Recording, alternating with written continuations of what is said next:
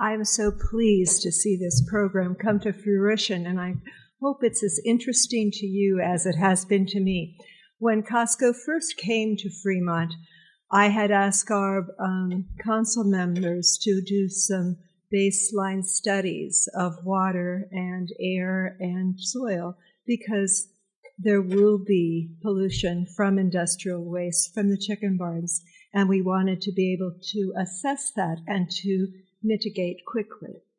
I was told that Costco would do this. In fact, it doesn't appear that they did any baselines. So it was the farmers in Nebraska who take pride in their waterways who have financed this report. So let me just highlight some of the resume of the speakers. You can find their full resume in your agenda. Matt Sutton, to my far right, is a University of Nebraska Omaha graduate in geography and history. His research role with the University of Nebraska Department of Civil Engineering in environmental research has been quantifying the impact to land and stream systems from the Costco poultry litter. He has coordinated with Graham the Citizen Scientist Program testing the waters of Nebraska. He's served as faculty for the University of Nebraska Daughtery Water for Food Global Initiative, estimating the impact of the industrial pollution from Costco's poultry farms. They've looked at this as part of a longitudinal field research to track the changes in stream systems. Most of you know Graham Christensen. He's been a Farmers Union member since 2007, has a family farm in Burt County, and as his resume says, in 1980s, the farm crisis and visiting D.C. to help better the lives of struggling farmers really changed his life direction. He became the founder and president of GC Resolve, a communications and consulting company, grassroots community development, mobilization, and education, emphasizing environment and equality, and creating resilient farming communities, something we all want. He has been advocating for change in food production to incorporate regenerative principles and how farmers can be the solution. So, are we ready? Okay. Thank you so much for coming, Matt and Graham. In the future, so we look at the waterways starting from east all the way to west, some coming from up north, some coming all the way from the Rockies. We hope to be able to work across agencies, be able to come up with solutions to help position farmers in solutions, so that on all these little waterways like Bell Creek down on our farm, which is connected to Logan Creek, which is connected to the Elkhorn River by Omaha, which south of Omaha dumps into the Platte, and Platte meanders south of Omaha down into the Missouri, and the Missouri meanders down to the Mississippi and the Gulf Coast. And you can just see by this picture that I want to paint how interconnected we are and how interconnected our waterways are nationally. So what happens in Nebraska impacts people and communities all the way down. And so an entry point for being able to provide solutions is working with farmers so that we can start to position farmers and solutions to buffer, to add that extra layer of cover crop, to increase diversity. And if we're able to do some of that, we can start to address some of the issues that we're dealing with water contamination. It's a good picture, and so it tells a lot right there. I remember back in 2016, I was approached by community members in the Nickerson area, and around Nickerson, Nebraska, there was an X facility. Nobody knew the name of what it was initially.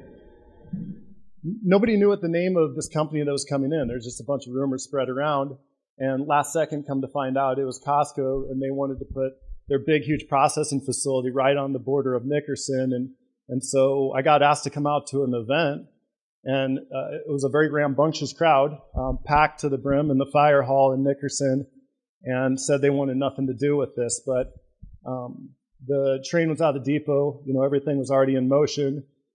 Fremont, the Greater Economic Development Corps of Fremont, really supported pushing this through, enabled a place down in the floodplain that they lifted up a little bit to develop this massive poultry processing facility. And so I didn't want any part of chickens.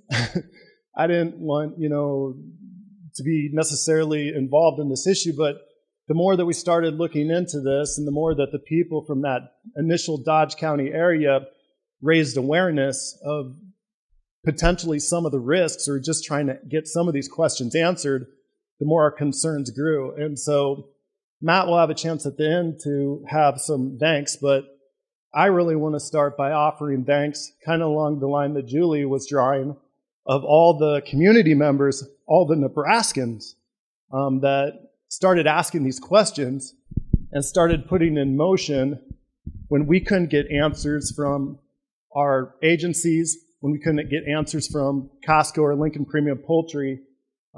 It's just really awesome to see good Nebraskans standing up, investing in studies like this so we can start to answer some of our questions, sitting at the table to help identify locations, going to their computers and doing research to understand where it was that Costco could be putting litter, and a number of other things that allowed us to actually start to visualize a study that could at least head us in the right direction to seeing potentially if there are any connections to the way that this litter was being applied and to the stream health. And so 2016, Costco comes in and starts talking about delivering one of the largest poultry facilities in the history of the world right here around upstream from Lincoln in Omaha, Nebraska. The public, like I said, was not made aware of this, and so area citizens begin to move forward. So what the study sought to do was establish a baseline of water quality and to measure changes over time as the grower barns became more operational. And so when we started this was just as barns were really being developed. And so we were able to get a pretty good look at a baseline established in that initial time. And then also the purpose also was to act as a mechanism for informing local Nebraskans about trends that we hypothesized we might see over time. And then we hoped the purpose would be able to allow us to provide recommendations for farmers and public agencies and elected officials about different kinds of monitoring needs that could help us better understand these impacts over time so that we could work with farmers on the ground and through these agencies, hopefully, we're not there yet, but we're working on this to implement solutions. So yeah, nearly 300 pounds of litter per year. So what John Hopkins Center for Livable Future says is that the amount of litter from this 500 barn network, all these barns, it's about 45,000 birds in each one of those barns, essentially equates to the amount of human waste from the Omaha metro area, times 2. So we're talking about massive amount of litter that we have to properly place. And this is the kind of level that just hasn't been done before. We don't have experience. And at the time, Dr. Alan Kolak from the University of Nebraska Med Center, he's no longer here, but he told us, he said that we as humans cannot control this amount of litter. He's like, there will be issues that rise in the upcoming years because of this, because we just aren't able, as people, in all our flawed ways, to handle this massive amount of litter. We don't have experience like that here, especially. And so looking at the barn network, more good citizen scientist work right here, thanks to a friend or two we have in the crowd, but just looked at where the barn locations are. Now, these don't reflect one barn. These reflect clusters of barn. It could be anywhere from 4 barns to 24 barns. I think one of those actually represents a couple locations where there's 48 barns located in one of these unzoned counties, just a little bit further west of here. And so what you're seeing is that all around the population centers, Omaha and Lincoln, just right outside the city limits, we're starting to reshape the way we live. We're starting to potentially reshape our ecosystem.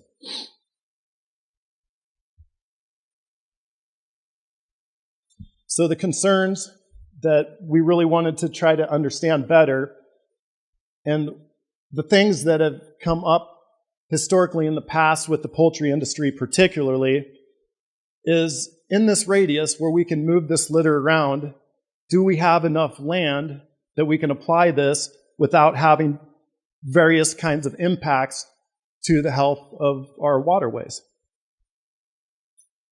Phosphorus, which is a really important nutrient for agriculture and is also a basic building block of DNA, but when in too much can lead to eutrophication. And you'll see on the next slide what that looks like, and some of you may be familiar or more and more familiar with what this looks like, but can lead to that toxic blue-green algae situation that we're starting to see percolate in more and more bodies of water. When I was a child growing up, I always went to the local swimming hole or the neighbor's pond. This is how I spent my summers if I had any spare time. Camping, water sports like skiing, fishing, these were a part of my childhood. As we start looking at the waterways across the region, the next generation will most likely not have those opportunities to safely use those watering holes anymore. And so that's another risk that we're seeing, and something that the next generation just frankly deserves better. We see deterioration of water quality leads, and so then how does that translate to the public's health? You know, we talk about the ecosystem health, but how does this translate to the public's health? So there's a risk there. And as I mentioned, the recreational component, but then having our drinking waters compromised as well, as this litter can also trickle under root levels, drip, drip, drip, over time, slowly, into the underground water sources that we drink out of, which we'll refer to some through this presentation as saturation. So if you can see this blue-green algae at Lenoma, this is from nutrient leaching. All of this right in here. That's until there was a chemical kill on that. That's what we're seeing in one of our notorious swimming holes that, you know, the public has been enjoying for years and years and years.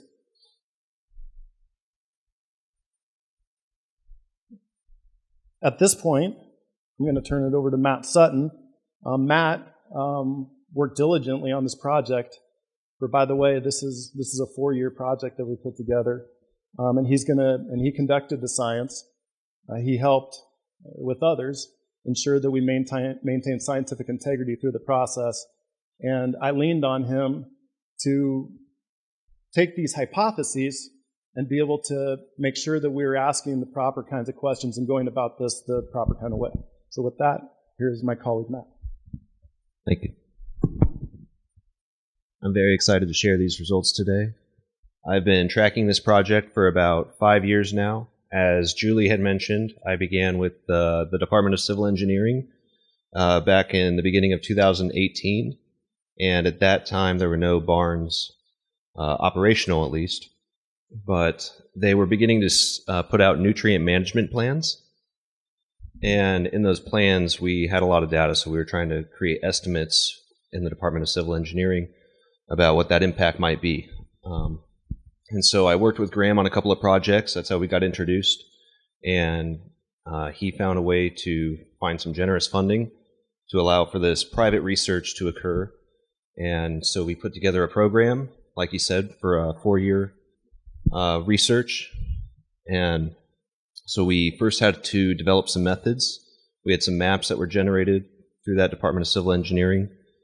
And so that's how we determined what fields we were going to apply to. We wanted to choose waterways that were crossing through a property that were only part of a single land management plan, so that we knew that what was in that water was being contributed from a single property land management plan.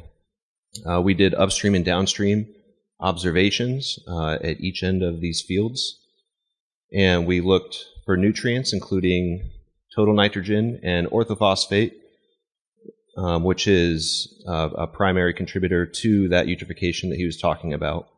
It's the available phosphate for bacteria.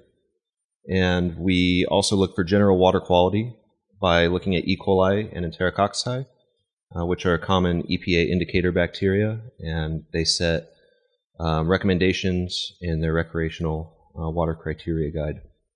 We also looked at Campylobacter and Salmonella because those are traditionally related to poultry, and so we thought that if we started discovering those, that we would be able to at least maybe determine if there was potential for a poultry source. All the analysis was completed by Midwest Laboratories. We did two testing seasons in the spring and the fall. And so I would go out and run a circuit at 7 different fields, collecting 14 samples total for each, upstream and downstream. And then Midwest Laboratories gave us the results. The waterways that we tested were Bell Creek South, Bell Creek North, Logan Creek, Maple Creek East, Maple Creek West, Big Blue River North, Lincoln Creek, and those were in Washington, Burke County, Dodge County, Butler County, and Seward County.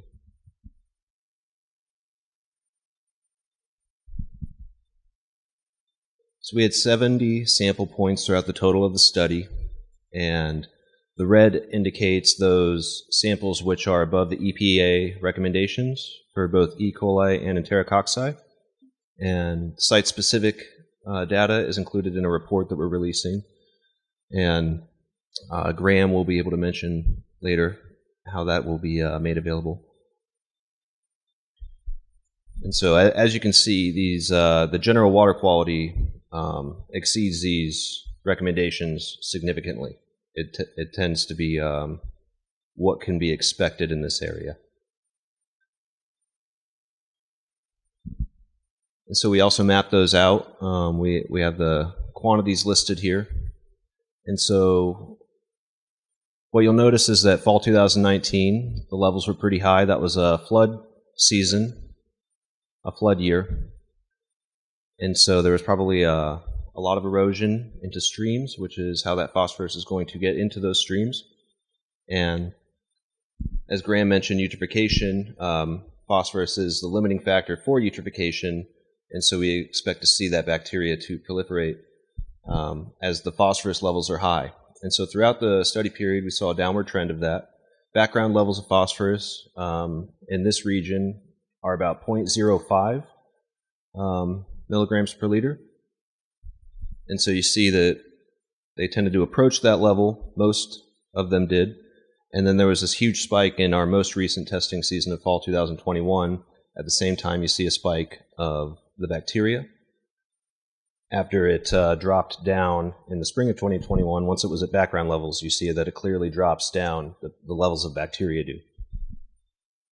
And I've included total nitrogen concentrations just to visually show that phosphorus is the limiting factor for this. And this has been, you can find this information in the literature, but just to support it through our data as well, you can see that it's the opposite for nitrogen compared to phosphorus. So we saw the spikes in the fall for phosphorus. We're seeing the spikes in the spring for nitrogen. And of course, we see the spikes in the fall for the bacteria as well. So this suggests that phosphorus is going to be the issue when it comes to bacteria in our water. And so our interpretations, we found 11 positive indications for poultry-related bacteria, that Campylobacter and Salmonella, throughout the study period. 5, so we'll say nearly half, were in the most previous testing season during that phosphorus spike.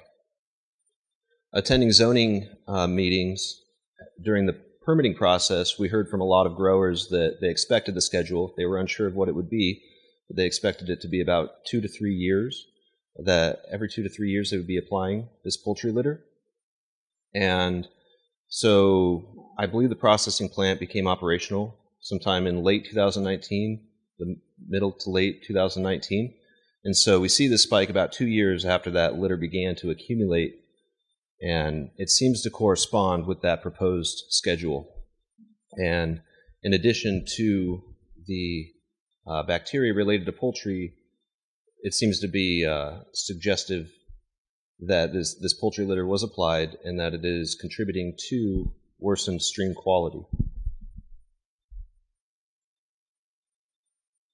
So we make a series of recommendations for both future study and for policy. First is to establish molecular DNA testing of bacteria so that we can identify a common contamination source. And I'll get into these more in detail, so I'll just go through these real quick. Maintain litter storage and application location and rate data. Identify other areas and sources of potential impact. Develop grower partnerships and designate test farms. Engage citizen scientists and increase public transparency of water quality issues. For policy, we seek to develop a working erosion and runoff model and to update the livestock operation matrix. We seek to require nutrient management plans to include mitigation of litter impacts to soil health and also to buffer running waterways to reduce soil loss and contaminant runoff due to erosion, as Graham showed in the initial slide. So when it comes to establishing molecular DNA testing, I guess we can liken this to the COVID testing that we see in the different strains that we're discovering and the trace models that they're creating out of that. So if we sequence the DNA of this bacteria, then we can tie it back to the litter that it derives from. And with that, there can be a level of accountability, which is important because right now, we have evidence that this poultry litter was applied and that it's contributing to worsened stream quality, but there's always that plausible deniability without that direct link which DNA provides. And so we encourage further study to confirm that relationship. As far as maintaining litter storage and application data, it helps us to identify at-risk areas so that we can efficiently distribute resources. So like I said in the methodology, we just chose properties based on them running through a property where there was a single land management plan. So there may be other properties where the other side of that stream is part of another property management plan. And so we can't say that these are that the results we're seeing are the extreme cases. They're just the cases that were convenient to present the visual that I'm presenting to you today, that this is caused by that poultry. Another issue is, in addition to maintaining this data, is that public officials and other interested parties can evaluate impacts. So right now the plans, they don't include schedules and rates. They disappear from the permitting website if you don't know the specific site ID. You have to know that to look it up, and so if you don't actually identify these within the window that the permits are being released to the public, then you might miss them and not be aware of their existence. Another thing is that Costco is not required to actually release nutrient management plans or anything for permits. It was a process they went through voluntarily, which we're thankful for. And so these litter application sites are actually subject to change, and it appears that they did not based on the results that we're seeing. But in the future, they could change. It also helps us to determine if there's sufficient demand for the waste. So we know the rate at which crops remove these nutrients, and we know the quantity of nutrients within this litter. And so if we can determine the amount of litter that's actually being spread onto a field per acre and the amount of removal of that nutrient per acre, then we can at least estimate if there's enough demand for that.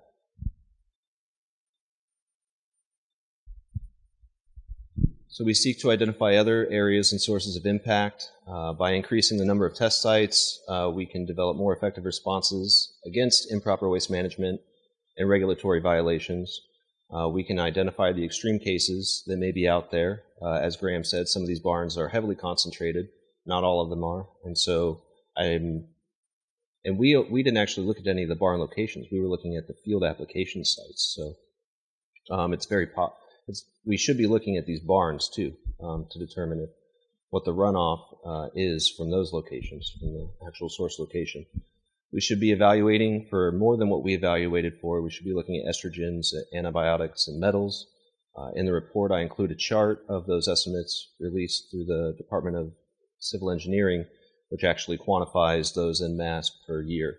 So if you actually get your hands on that report, you'll be able to see how much that's actually going to be quantified. And that data is based on these nutrient management plans, so it's not any numbers that we made up. It's all it was included as part of Ward's lab analysis, and so we just used those numbers. And so that was the lower end that you would have seen Graham talking about, the 300 million pounds per year. John Hopkins obviously estimated far more at 1.4 billion pounds per year. And so by identifying other areas and sources of impact, by visiting those sites, we can have more targeted conservation solutions. So we can figure out where the problems are, and then we can devote funds to actually mitigate those problems and help resolve those issues and get ahead of them. Another thing is that we should be measuring the discharge from water treatment facilities and processing plants. Some of these processing plants have their own water treatment facilities, so we just want to make sure that they are adequately able to process this waste, because it is possible that expansion of their facilities may be needed, especially if other operators come into existence in the area. And then we may want to expand upstream and downstream monitoring points just to make sure that we're not missing anything. That's another important point.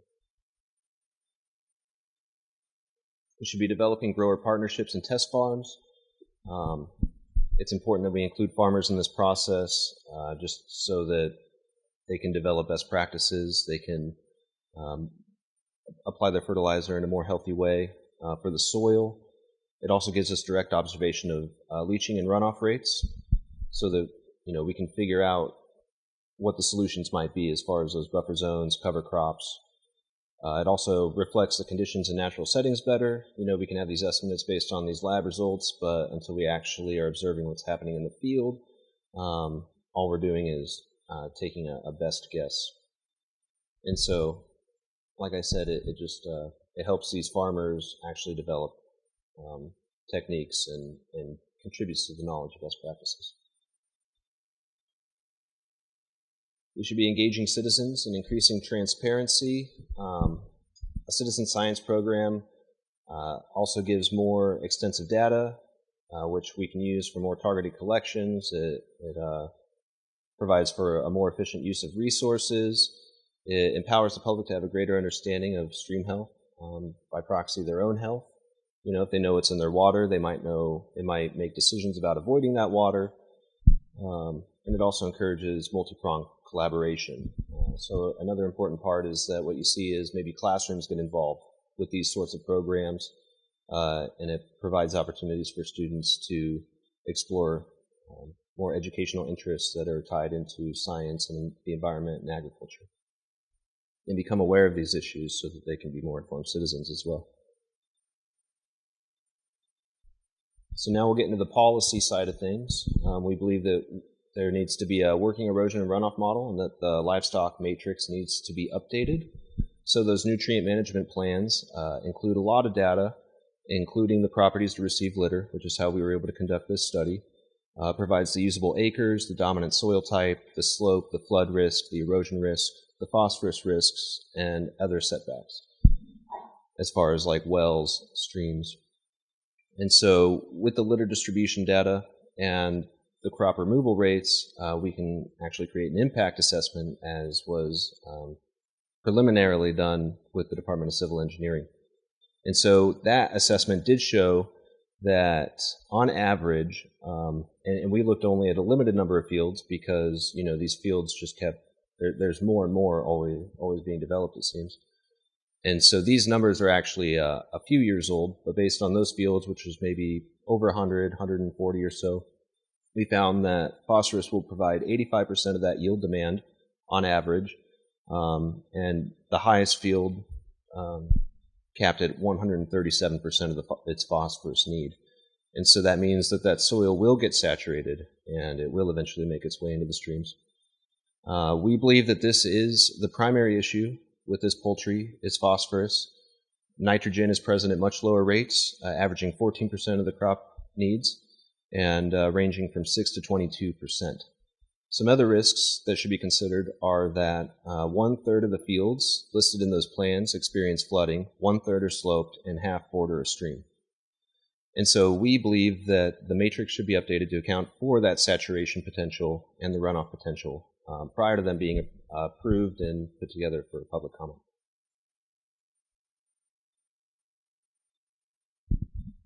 The nutrient management plan should include mitigation techniques for litter impacts to soil. So rather than having reactive solutions to things, we believe that these should be proactively addressed so that we don't have this runoff and so that we don't have to deal with it later on in the future.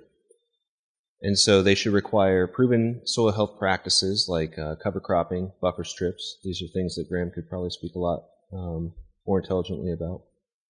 But for those lands receiving CAPO waste, there should be an environmental impact review prior to that county processing and public hearings, just so that we actually know what's the possibilities that could happen on these fields before they're approved.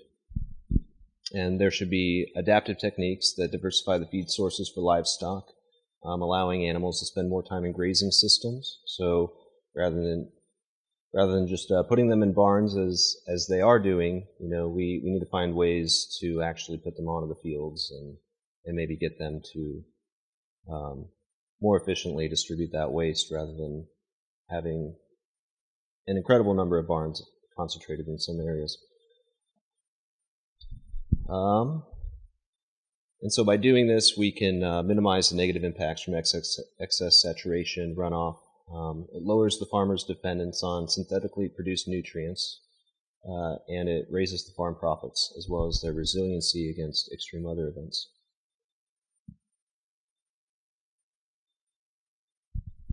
And so our last recommendation is to buffer running waterways to reduce soil loss. So the NRCS, as of 2017, has estimated that Nebraska loses about 3 tons of soil annually per acre due to erosion. And so some recommendations to combat that are filter strips, riparian buffers that would reduce that soil transmission into the waterways and the contaminants that come with it. Federal conservation programs already aid in that development. It sounds like this Inflation Recovery Act may offer even more funds. So it seems like there's always more and more funds being made available for these types of initiatives. And so we just encourage interagency collaboration so that best practices can be actually implemented. And so that we can learn more about what those best practices might be and so that we can evolve them. And also by actually matching funds or providing them, it reduces the risk to farmers when they adapt to these new methods. So the final thoughts are that we have a strong indication of recent poultry-related contamination. The results are most meaningful in conjunction with continued study, and that's important because these results are just a glimpse in time right now. So 5 years from now, they won't be relevant, but what we do expect is that this issue is going to get worse. For instance, that field that caps at 137%, it's just going to keep saturating over time, and that means that there's going to be more loss into the streams over time. So we're just going to see phosphorus building up continuously, so long as these barns are operational, which it sounds like they will be for some time to come. And so, as I put here, accumulating that litter in greater amounts, it will worsen the situation, so we can certainly expect this situation to get worse. This was the first application period that we saw in that fall of 2021, and so maybe a couple years from now we're going to see even higher rates. And we definitely need some DNA testing if we want there to be accountability, and we need to encourage organizational partnerships and community involvement so that we can heighten the resolution of this issue. and so that we can raise awareness and get the more community members involved, and ideally elected officials. And so, we just encourage that policy will be enacted to support these farmers in overcoming these hurdles, so that we can reduce these impacts over time. And I do want to give a special thanks to an anonymous local community foundation who funded, who was a significant benefactor of this study. They have chosen not to have their name released. And other private citizens who have also donated their funds and time and put together maps like Graham showed you. And the University of Nebraska at Lincoln for providing that initial impact assessment, and Graham Christensen for acting as liaison between all the people involved in this. Thank you.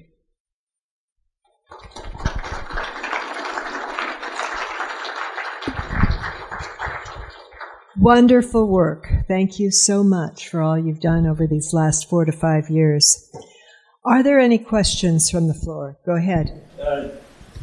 The Department of Environment and Energy is I think, compiling their current biannual report on water quality in prepared streams in the state, and they're required to solicit citizen collected data. Have you guys submitted this to NeFU for the water quality report?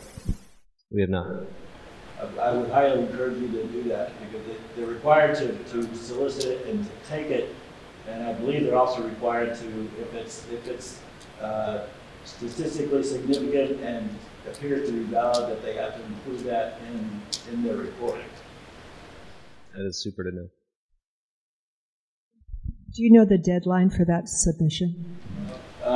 No, but I believe it's probably the collection period is about to end soon. Okay, great. Thank you so much. John? If you could explain how the crop removal rate factor, along with litter distribution data, increases the ability to conduct impact assessment. That's question number one, and if it's really quickly, question number two is the DNA tracking of litter. How long, over the course of the life of litter after it leaves the barns where it's generated to when it's put into soils on an off-site farm, how far along that path, exposure to different elements, can you continue to track the DNA, if to the extent that you can talk about that? First, can you repeat that first question? Sure. You had said that litter distribution data plus crop removal rates increases the ability to conduct an impact assessment. And I'm curious as to what, if you could define crop removal rates and how that, when you add it to litter distribution data, increases your ability to do a viable impact assessment. Sure. So we actually have great data here from the University of Nebraska-Lincoln about the nutrient requirements for crops per acre, so corn and soybeans primarily, which is probably what the majority of these fields are growing, where this litter is being applied. And so if we know the amount that those crops need per acre, and we know the amount of litter being produced by barns and the fields which they're distributing onto, at least in this impact assessment, we're assuming a uniform distribution per acre. And it's a broad generalization to make, but based on that uniform distribution, what we see is that it would be applied in excess of what the crops need per acre. And as far as the DNA, I've actually got some information in here if you'll bear with me. So what we find is that Campylobacter has a moderate persistence in water supplies and survives at 20 degrees Celsius for 7 to 30 days. And that's based on World Health Organization guidelines for drinking water quality. Any other questions? Matt, one question and then a follow-up. Farmers are heavy users of phosphates for corn and soybean production. Corn uses a rough number would be 50 pounds. Produce a corn crop, irrigated corn crop, or so. What's the difference between phosphate and phosphorus in this litter? The phosphate, maybe this goes into my follow-up. The phosphate we use is not very water soluble, In fact, we apply it in the fall so it'll break down some so it can be used in the spring.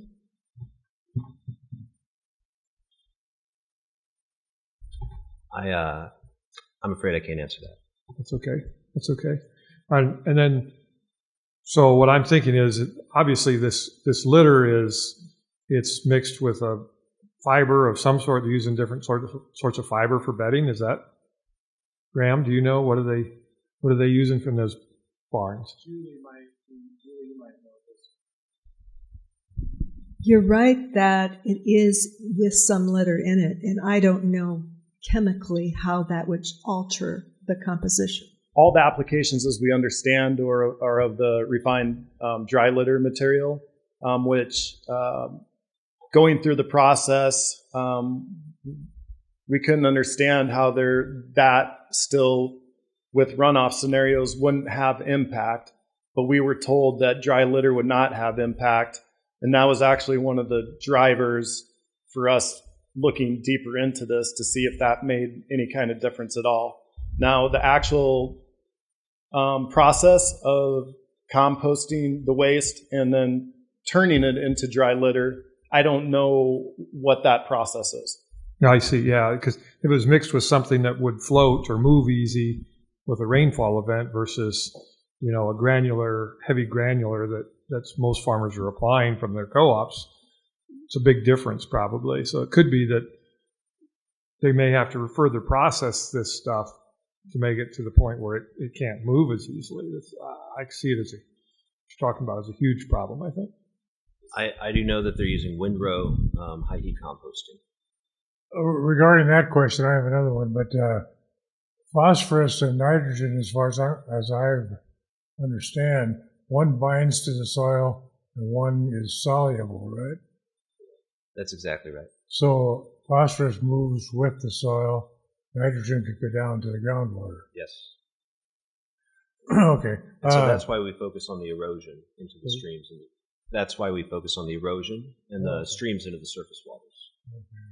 Okay. This is almost an aside, but does this relate or compare to the dead zones in the Gulf of Mexico? It definitely does. So is this the same process we're talking about? Eutrophication? Yes, okay. And hypoxia, yes. How many different locations did you take the data from when you were actually testing the water? You said it was like 7 different sites? 7 sites upstream and downstream, so for 2 sites per location. Okay. My question is, like these bodies of water, there were streams and creeks, right? Were they either side of them farmed right up to the creek, or did any of them have any buffer strips? That I can't recall off the top of my head. I definitely know that some went right up to the creek mostly, but that I do make a recommendation that qualitative data should be reported in future studies. Cool. Did you have any trouble getting access to take the samples? I did not. They were all off a public road and public waterways. Oh, okay, that's good. In your report, are you going to mention that, and if it was that during the time you were taking it, it was drought, and that might affect the results? Yes, I definitely include. Oh, I don't know about the drought. I include the flood. Oh, the flood. Because this was 2021. Yeah. So this was concluded before this season this year, and so there was some dry conditions percolating up the prior year, Right. And so that would have been included in that analysis, but not this year. Okay, just mentioned. Real quick, actually, I can answer that. I'm just going to say off the top of my head, but I recall in the results section that I included a mention of that there's basically 2 things that could have happened. That there was an increased phosphorus load onto the soil, or dry conditions allowed for more erosion of that soil into the streams, and then a third option is a combination of those 2. Yeah, okay, and just 2 quick more questions. Are you going to publish this in something that's accessible? So we will be moving this around along with the recorded video. When I say moving this around, we will share this broadly through all our different means of communication, email lists, social media, with the recorded session here for this session and the next one, so that the general public has the ability to absorb this. We don't have any specific publication, but we have been engaging with a variety of media sources to make sure that they're able to read and understand and ask more questions and hopefully publish some of these thought processes that are coming up through this analysis. If you have any other suggestions, would be welcome to those for sure. Okay, and just one more quick question. So at least 20 years ago, DEQ used to have the requirement, if you had a permit for some kind of livestock situation, for agronomic rates. And some of the counties have that requirement in their county zoning. Are you going to come up with any, sample regulations for counties, or try to push it through a rulemaking process with the DEQ, DEE? I don't know about sample regulations, but the recommendations that we suggest here are a combination of scientific recommendations so that we can learn more, and policy recommendations that have been vetted in a multi-year process through the policy process of the Farmers Union, which were, some of those were then carried over and used and suggested and implemented in Lancaster County, who adopted zoning to deal with some of these kind of concerns. And the suggestions here, the recommendations here, we hope to continue. We hope that they will allow us more conversation with policymakers, with these agency officials, and of course with all the other collaborators, including the farmers, that we would need to be able to build off of this foundational study. Great. Thank you so much. Thank you for all of your questions. I know we have speakers waiting for us, and I would just like, as moderator, to have one last word. Your questions on legislation, I know that in Washington County, we were able to stop the building of some barns because I went through all of the county statutes and then presented to the Board of Supervisors those statutes that they would be violating. So as members of Farmers Union, I think we all need to look at our local statutes and see what protections or what lacks are there. Thank you so much. Thank you, Matt.